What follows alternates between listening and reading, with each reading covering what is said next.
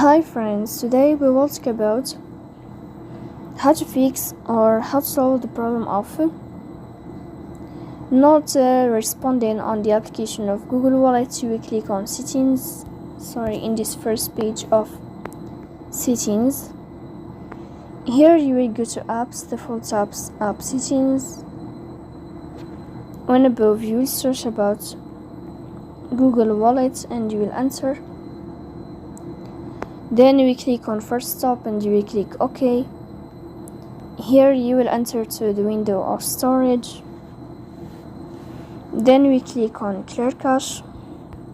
But pay attention, don't click clear data because that can delete your account or can cause the errors in your app. Then we go to Play Store. You will search about Google Wallet. Here you can uninstall your app and you can install it again, so please don't forget